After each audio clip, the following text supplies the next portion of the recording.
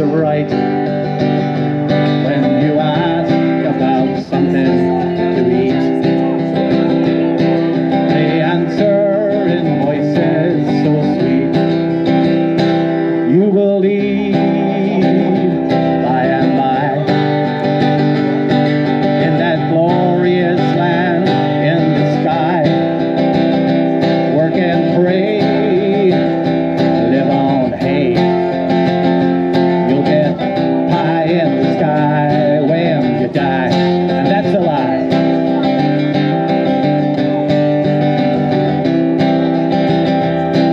And the Salvation Army play. They clap, they sing, and they pray when they've got all your money on the ground. They tell you that you're on the bum. You will leave by and by in that glorious land in the sky. Work and pray, live on hay. You'll get pie in the sky when you die. That's a lie.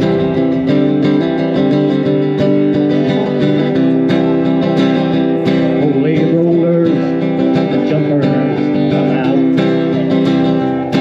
They holler, they scream, and they shout.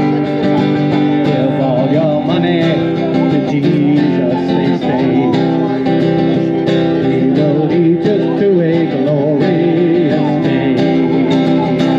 You will leave by and by in that glorious land in the sky. Work and pray, live on hay. You'll get pie in the sky when you die, and that's a lie.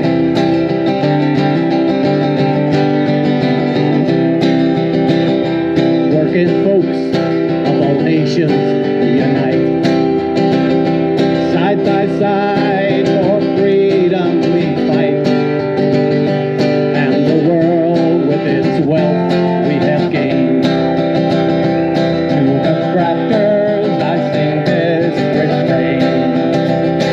You will leave by and by when you learn how to cook and how to fry. Chop some wood, it'll do you good.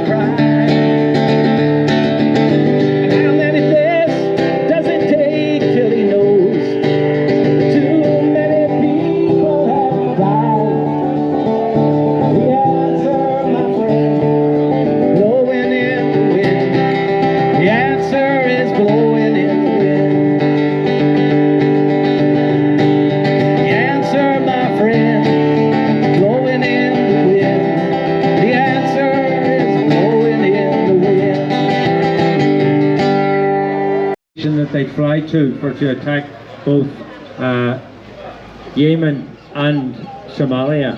So Shannon has got a track record when it comes to genocide. It's nothing new. National rally at Shannon Airport on the 8th of September. So we asked people to try and come to that. It will be meeting, as with the one that's going on at the moment, at the last roundabout into Shannon Airport, and it starts at 2 p.m. and 3 p.m. and it takes place the second Sunday of every month, and it's been taking place there for years. So please try and make that sometime.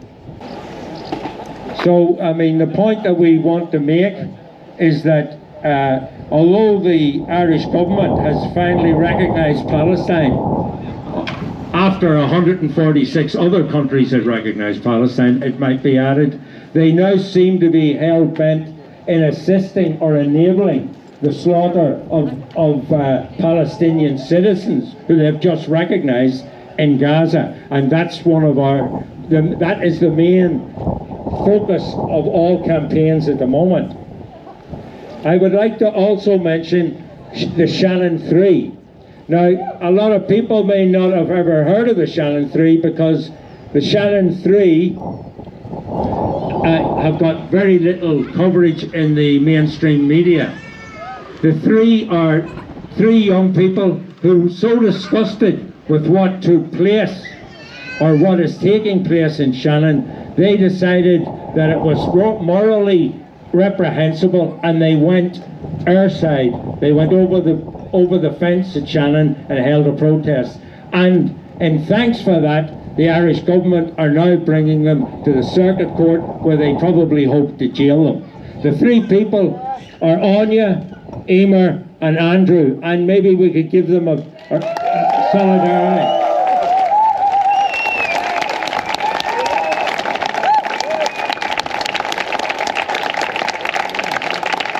I honestly hope that the ICTU, and I don't like ever to criticise the trade union movement, but after over 20 years of Shannon being used as a ferry point, as a transit point to mass murder in the Middle East and in Central Asia and in North Africa, it is time for SIP2, ICTU and Forza to open their mouths and demand publicly that we stop the stop-off of US military through Shannon.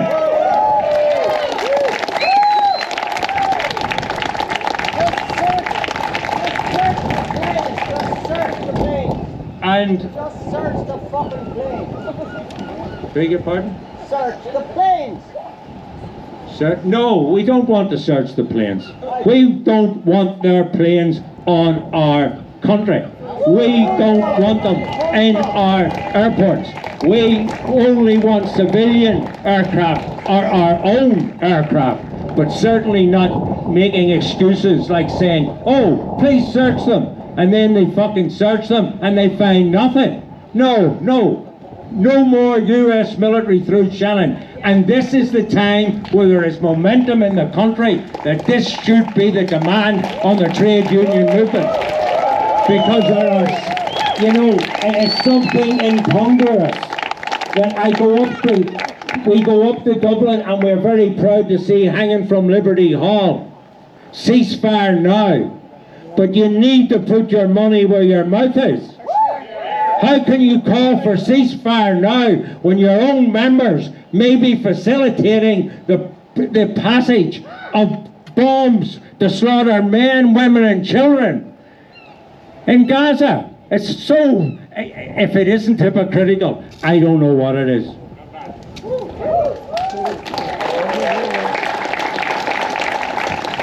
Okay, I've told you about what is taking place. I just want to emphasize what the theme of today's event is, and we hold this event every year. The theme is neutrality and global peace, not NATO. Right? And no, halt the US military through Shannon to bomb Israel, to bomb Palestine. But the fact is, while we're all focused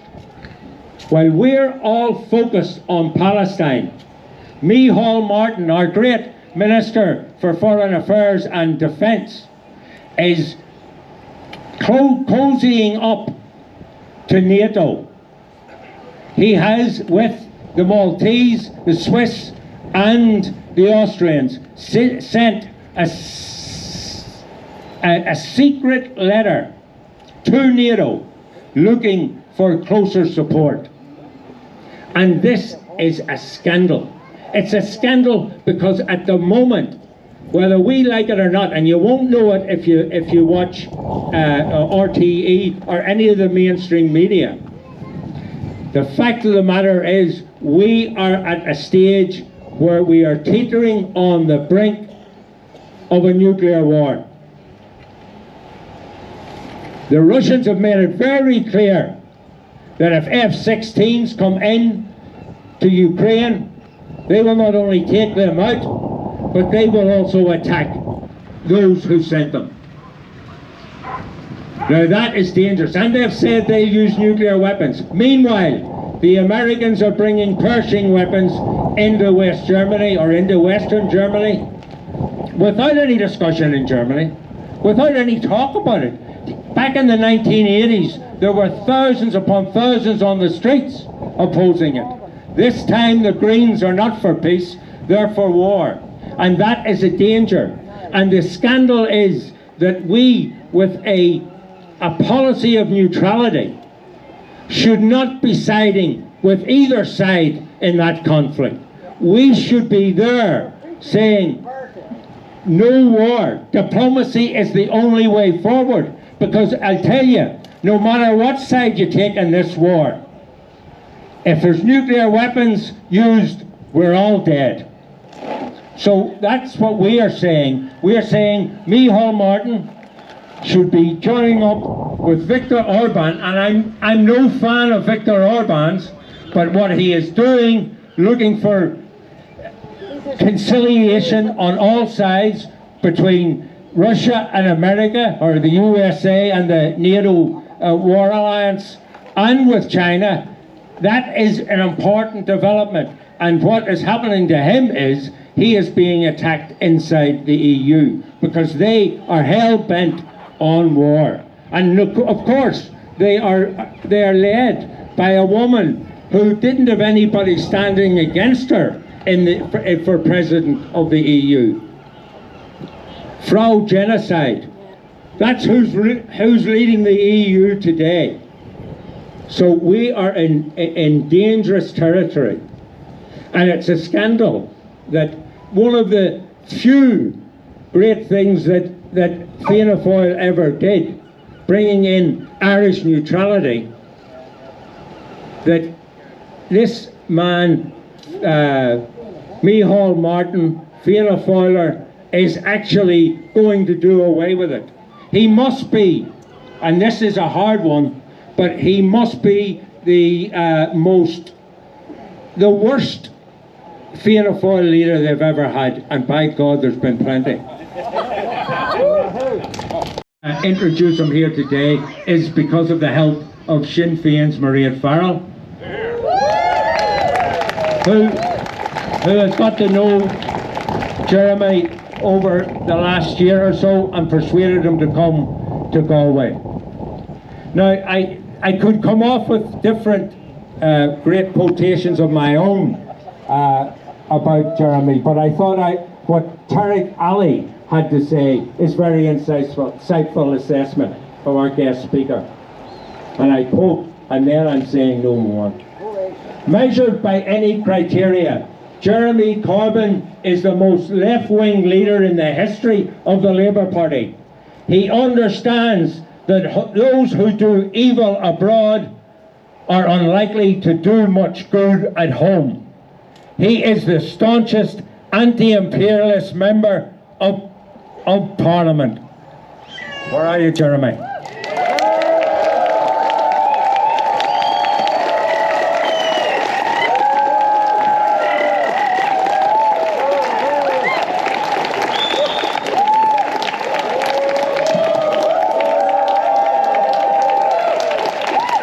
Thanks very much, and wonderful to be here. And I'm glad that there's no rain for the next 5 to 10 minutes. What was just said about the dangers of moving into a nuclear war are absolutely correct and absolutely true.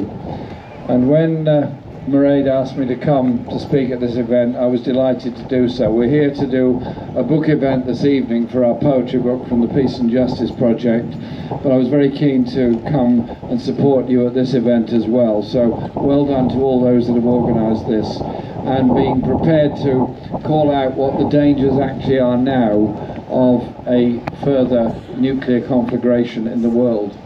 Because one did happen in 1945 at Hiroshima and then at Nagasaki. Those weapons killed 300,000 people immediately, more than 1 million over a very short period after that. And those that had survived that nuclear attack then died successive decades and decades and decades later from irreversible cancers, and the death toll went on and on and on. Those weapons atomised people, burnt a whole city, and set us off onto a chain of nuclear testing, nuclear developments, and the dangers of another nuclear war. And those tests that then took place in the 40s and 50s led to the most massive arms race, roughly speaking, between the Warsaw Pact countries and NATO, and the idea that somehow or other there was a defence against nuclear weapons. And then the scientists dreamed up a very appropriate title for it called MAD, i.e. MAD, Mutually Assured Destruction. And those weapons that we now have available by Britain, by the USA, by France, by China, by Russia, would destroy, quite potentially, the whole planet in a trice. Simply just destruction of it. There's nothing targeted about nuclear weapons, there's nothing tactical about nuclear weapons. They will destroy everything where they land for a huge distance. And it wouldn't stop there. Even places that hadn't been bombed, even areas of the world that weren't either involved in the conflict or affected by the conflict would suffer, because the whole climate would change across the whole planet. We would suffer a nuclear winter with starvation, crop failure to follow for several years after that. It is the process of actually destroying all life on this planet if a nuclear war ever took place. Which is why when I was at school I joined the campaign for nuclear disarmament, and I've been a member of it ever since. I joined at the age of 16, and I remain a member to this day and will always be a member of that, because I want to live in a nuclear-free world. I want to live in a world where there isn't the temptation to destroy the whole planet by any politician in pursuit of any war. But you all know what's happening now in the Ukraine. You all know that this massive build-up of NATO armaments and NATO forces, all of which have nuclear weapons available, and the nuclear weapons that are available for Russia that can also be used in this conflict. Nuclear weapons used over Ukraine would not solve anything, would not bring peace to anybody. The only peace it would bring would be the peace of the graveyard for all those millions that would die as a result of it. There is no defence against nuclear weapons, and we have to applaud those who've spent their lifetime opposing nuclear weapons and searching for peace. Those that managed to achieve the Non-Proliferation Treaty from 1968 onwards, those that achieved the Anti-Ballistic Missile Treaty, those that managed to get the majority of the world's nations to sign the global ban on all nuclear weapons. I tried very hard in Parliament and as leader of the Labour Party, and I will never stop trying to bring about a nuclear-free world by first of all declaring they are abominable and should never ever even be considered for use by anybody. But when a war takes place and the arms manufacturers have their day and put the pressure on, the danger is we then move into a nuclear conflict. And so our demand is for an end to the conflict and for peace. Many nations around the world have tried to show the way in achieving a nuclear-free world. South Africa, which under apartheid had nuclear weapons capabilities and facilities, not totally clear where all of the technology came from, but there are suspicions that some of it came from Israel, which does have nuclear weapons, as well as France and other countries. With the end of apartheid, Mandela became president. With the end of apartheid, South Africa was a changed and different country. And what was the first thing Mandela and the ANC government did? Was to renounce all use and consideration and holding of nuclear weapons and turn Africa as a continent into a nuclear weapons-free continent. That was one of the great advantages to the rest of the world of ending the abhorrence of the apartheid regime in South Africa. And we should always thank Mandela and others for that. And all those people that campaigned to end the apartheid regime. And just walking down here just now, we passed Dunn's stores. Just hear it for the Dunn's stores strikers, all those years ago, who did everything they could. And I remember meeting them in Dublin and in other places during those momentous campaigns against apartheid. Because when you fight for peace, you fight for peace on all fronts at the same time, and that includes fighting against oppression in all its forms. I had the privilege of being awarded the Sean McBride Peace Award. Sean McBride, who'd done so much to try and bring about peace, was also awarded himself the Lenin Peace Prize, and also did his level best all through the Cold War to try and de-escalate things and bring about a process of peace. The 1990s should have been the decade of peace, should have been the decade of disarmament, should have been the decade of opportunity. But what happened? Yes, the Cold War ended. Russia destroyed its own economic basis by going into a sort of crazed free market, privatized economy, which created appalling levels of inequality and poverty and supreme levels of riches amongst a few people. And at the same time, the Western arms companies were busy lobbying for future arms sales, and their idea was that we should look for all the future conflicts in the world. And I remember being invited to lots of unbelievably exclusive meetings with various defense experts telling me where the problems of the future was and why we had to invest more in weapons. My argument was, what we should do is invest in eliminating poverty, invest in eliminating inequality, invest in dealing with a sustainable planet, invest in bringing about a decent future for all. And so we're now in a whole new period of conflict. The Ukraine war grinds on and on. Hundreds of thousands have died. Conscripted soldiers in Ukraine, conscripted soldiers in Russia. Thank you. Conscripted soldiers dying. Whoever is dead, the mother, the father, the brother, the sister, the cousin, the uncle, the aunt, all grieve for the loss of that person. The only people that benefit from these wars are those that make the money out of the arms trade that goes into it. The NATO strategy appears to be pump more and more weapons in, and somehow or other this war will solve itself. It won't. There has to be interlocutors to come from outside. The EU failed to do it, NATO failed to do it, the direct discussions failed to achieve it. It was left to the African Union, the Pope, and at various times the General Secretary of the UN. Surely to goodness there can be somebody who can intervene now to bring about a ceasefire, to halt the killing and the conflict, and bring about a sustainable peace. Because wars don't end when the fighting ends. They go on and on and on. They go on in the minds of people. They go on with the refugee flows, the poverty, and the terrorist forces that are created as a result of it.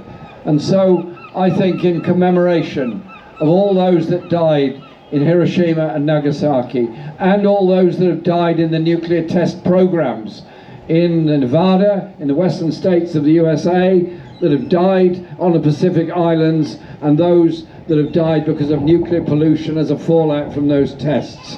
We need to say absolutely an end to all nuclear weapons and the abolition of nuclear weapons and the global ban on nuclear weapons.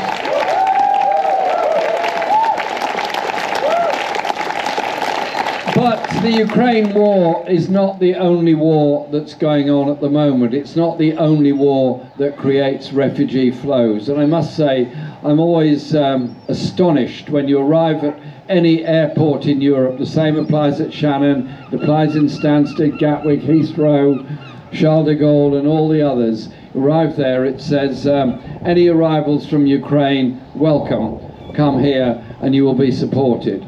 Don't misunderstand me. I absolutely support the right of people to seek asylum and safety who are victims of war. People from the Ukraine, of course, should be supported and should be given the opportunity to contribute to all of our societies. But the same should apply to people that are fleeing from the wars in Afghanistan, Libya, Syria, or anywhere else in this world, because they are also victims of those wars. And then you look at the wars that are taking place around the world. The mass killing that's going on in Sudan at the present time, as well-armed, powerful military forces fight for the resources of that country to be sold on to global corporations somewhere else. Not reported, very little about it on any television screens anywhere. Hundreds of thousands of lives either gone or at risk from that war in Sudan. Less publicised even so is the war in the Congo, where the demand for cobalt and coltan takes place. Children are used as miners to dig out coltan and cobalt from the ground. That is then mysteriously exported to Rwanda and then becomes the property of very respectable global mining corporations who then sell it on the world market, and those materials end up in the mobile phones that every single one of us here uses. It's child labour and it's military might that is forcing them to do it, that is dragging and stealing the natural resources of the Congo onto the world market. And so there is an interest there in selling arms to the Congo. There's an interest there in the instability of the Congo, so long as it continues to provide resources to the rest of the world.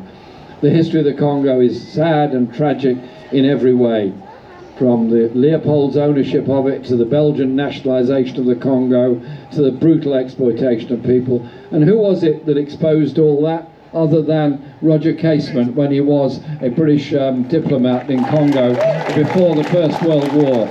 Never forget the historic role that Roger Casement played, not just in Irish history, but in the history of the Congo, and trying to end the grotesque levels of exploitation that went on there. There are too many wars going on in the world for me to mention them all, but I want to say this. I've just been sending a message this morning to the big demonstration that's taking place in London, calling for a ceasefire in Gaza. The 15th national demonstration that we've held. It's the first one I'm not at, but I explained I was already going to be here in Galway. So I sent them a message, and in return they said solidarity with all the people in Galway standing up for Palestine and standing up for the rights of Palestinian people. And I'm very happy to convey that message to you. 40,000 people have already died in Gaza. The destruction of every building virtually in the whole area has been complete, and the death toll will rise as the rubble is eventually cleared away. That rubble will be cleared away and bodies will emerge from that rubble. And there are at least 12,000 children trying to survive in Gaza who have no family, even their widest extended family, left. They are lonely, orphaned children simply trying to eke out an existence. Where a polio epidemic is taking over, death comes from dehydration, from diarrhea, from hunger. and death comes quickly to so many of them. Those that do survive and get through this will have what's known as survivor's guilt for the rest of their lives. Why did they survive when their mum, their dad, their brothers, their sisters, their aunties, uncles, cousins and everybody died because of the Israeli bombardment? That is what is happening in Gaza at the present time. And for all the talk of a ceasefire, every time we seem to be getting somewhere near a ceasefire, something happens and the arms supplies go on and on. And so when President Biden, Prime Minister Starmer, President Macron or anybody else calls for more aid to go into Gaza, I simply put the question back to them. Aid is, yes, being delivered in sometimes into Gaza, but it's being bombed as it's delivered. The aid places are being destroyed by bombardments. Those bombs, where are they coming from?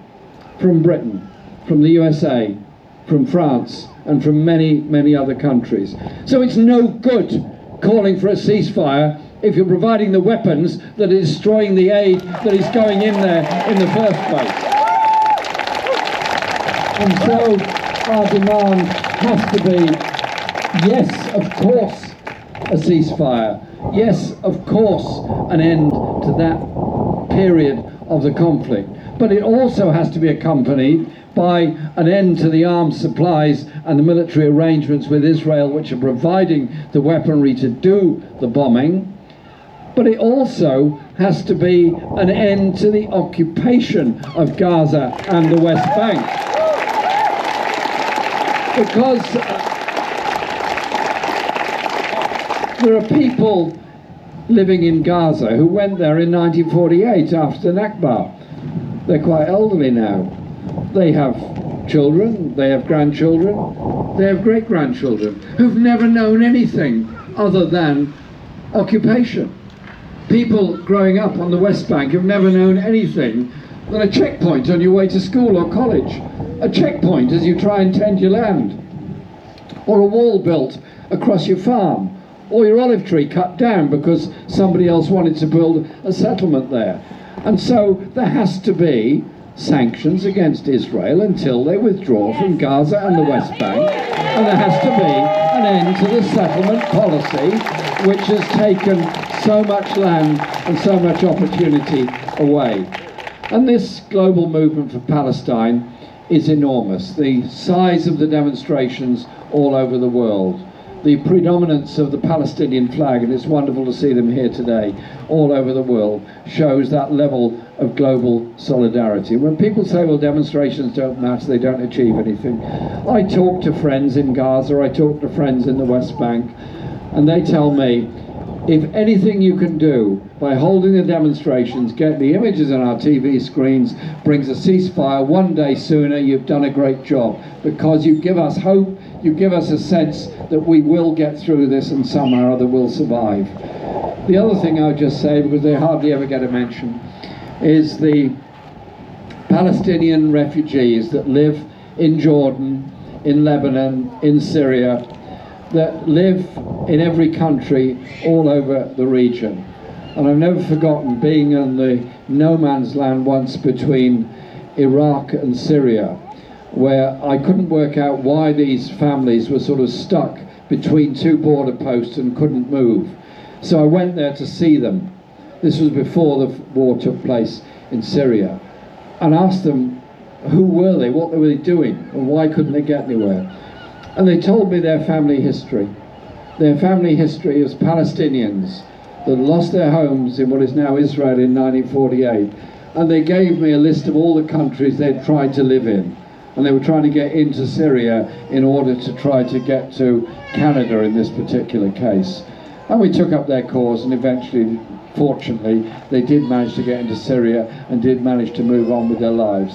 But it seemed to me those families I was meeting were just a symbol of the plight of Palestinian people, endlessly moving around, trying to find somewhere to survive.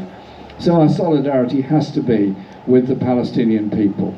and recognise that in our solidarity with the Palestinian people, we are united, we are an anti-racist movement around the world. We're also in solidarity with very brave people, such as my great friend Ofer Kassim, who's a member of the Knesset in Israel, who is threatened with removal from Knesset because he speaks up for the Palestinian people and against the occupation there. And so, to those on the far right who in Britain today are demonstrating outside mosques, I simply say this: the united movement that's grown up in support of the Palestinian people is bigger and better than you are. We're more conscious and more determined and more staying power than any of you. We will not allow the far-right racists to defeat or destroy our society. We will not allow them to attack the Muslim community, or we will allow the far-right to attack a synagogue or a church or anything else, because we want to live in a world of justice and of peace. We want to live in a world free of racism. You don't achieve that world by arming people and going to war. You don't achieve that world by threatening the world's destruction through nuclear weapons. So our movement is very big, very broad, very determined, very educated, and you know what? We will achieve that justice, we will achieve that, but it does mean being very stern with our own governments on their complicity with the arms deals and the arms trade that may be going through Shannon, certainly going through airports in Britain. We have to say, we'll have none of it. We want to see peace and justice for the people of Palestine just as much as we want to see a world free of nuclear war and nuclear weapons. Thank you very much for inviting me here today. The song is called We the People, inspired by all the peace activists through the years, including Margareta Darcy, who gave me the boot up the arse to write this song. So.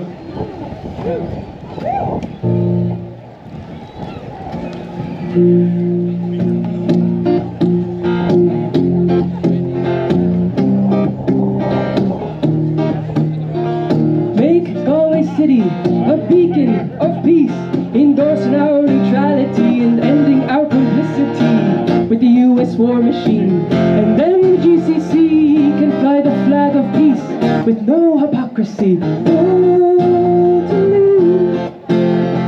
Bad, bad and dangerous, we the people rising up. Bad, bad and dangerous, we the people rising up. Bad, bad and dangerous.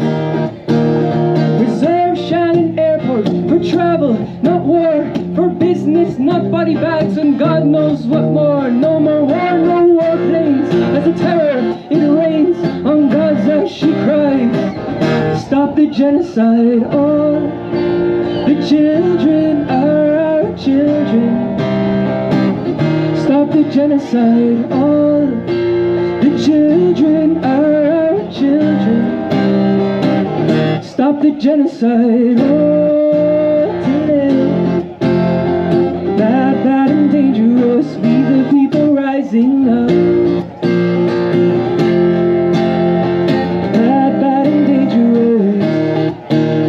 We really need local assemblies so we can speak amongst ourselves and build communities and social health see eye to eye. We must unionize.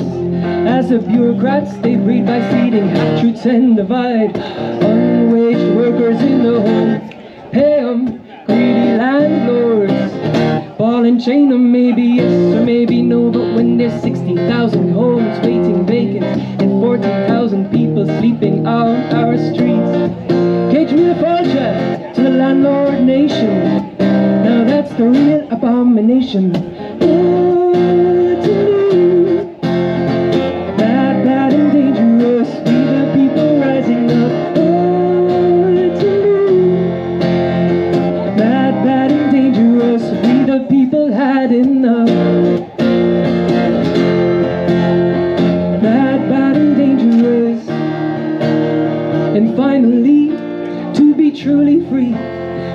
Recognize the sacred ties between the clay, the sea, the skies, and all that roam, and call her home.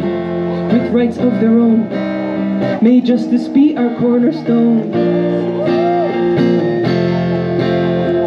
All the children are our children. All the children are our children. All the children are ours. So reserve Shannon Airport for travel, not war, for business, not body bags, and God knows what more. No more war, no warplanes. As the terror, it rains on Gaza, she cries. Stop this genocide.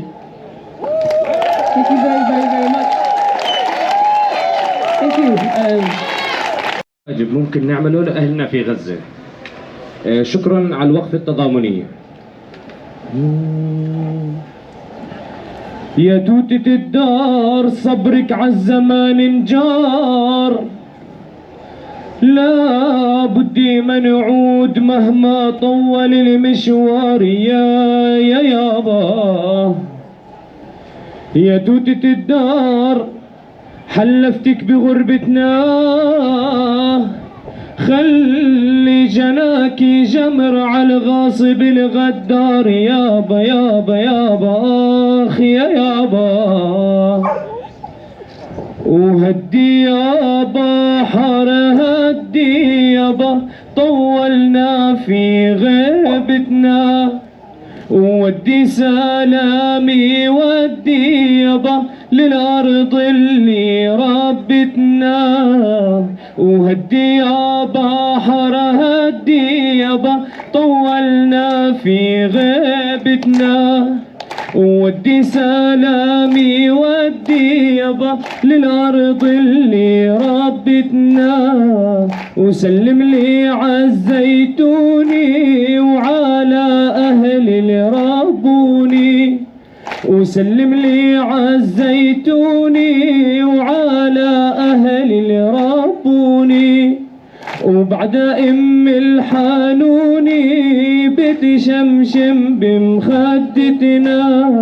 وهدي يابا حر هدي طولنا في غيبتنا، ودي سلامي ودي للأرض اللي ربتنا. وسلم سلم عبلادي تربة بي وجدادي. وسلم سلم عبلادي تربة بي وجدادي.